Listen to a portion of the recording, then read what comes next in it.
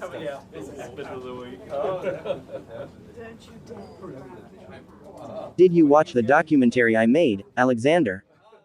Yes, I did. White. The determinations you made were very impressive. I think that the parts where you mentioned the socio-spatial experiences of the users were very instructive. Your systematic use of multiple tools to address the interplay between public space and public life was impressive. White. The photographs you used and the way you describe the movement in a limited space by using the tracing method brought the documentary to a different dimension. White. I have a criticism if it's not going to be inappropriate. I don't think that in the documentary you made, the person fully referred to himself. All of these have psychological reasons, you know. For example, even the way the chairs move gives clues that a person is an introvert-extrovert.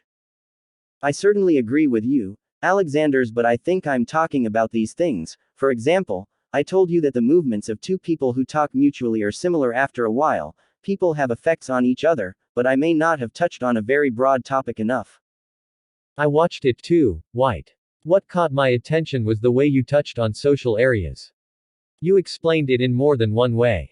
For example, we can draw people to the basement by making the entrance floor depth facade, or vice versa. If we do not want people to socialize, we can design these parts in an uncomfortable way, for example narrow, short or long. But I also have a criticism: you never mentioned the incentive methods used to create these areas in the documentary. For example, if we take New York, the state pays $48 per person to provide these social areas. In addition, another cost of the formation of these social areas on the lower floors is that the buildings are larger and the areas they cover are wider. Since I wanted the documentary to appeal to everyone, I didn't want to go into such detailed information, Namath. I really liked your documentary, but New York is actually a city that is engraved in people's memories with its building type.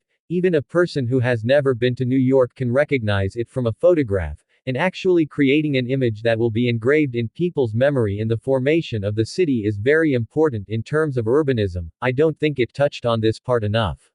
Let's make a new documentary together then. People observe the city as they pass through it, and along these paths other environmental elements are organized and shaped. For this reason, it is useful to talk about the roads first, especially when the place we will talk about is New York. The roads gain even more importance. It is an inevitable fact that the first thing we should mention when it comes to roads in New York is landmarks. I think New York is very successful in this regard. Almost all the roads of New York have their own character, and the value of the points they reach makes the journey more familiar. For example, someone coming from the Brooklyn Bridge is fascinated by Frankfurt Street's facade and reaches City Hall Park, which will remind of this road, at the end of this road. This familiar feeling gives people confidence. Also, the reason why this road is so wide is that it is the main road. Speaking of the Brooklyn Bridge, I think it's important to explain how valuable this place is for New York. It would be easy to reflect this by using the counting or mapping method, but I suggest using the photographing method because I think that visual communication is easier to understand in a documentary. Photos taken at certain times on weekends and weekdays will successfully reflect how much this place is used, who uses it, and between what hours. Undoubtedly, in the pattern of redevelopment efforts that have dominated the United States in past years, cities have benefited from private investment to ensure the creation of public spaces. The market, transnational companies and technology have been effective in these.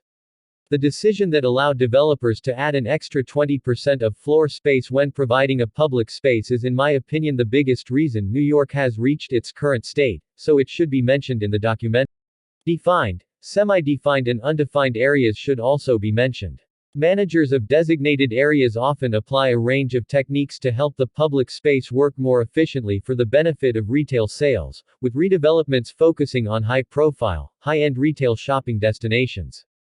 The most important example of this is Soho.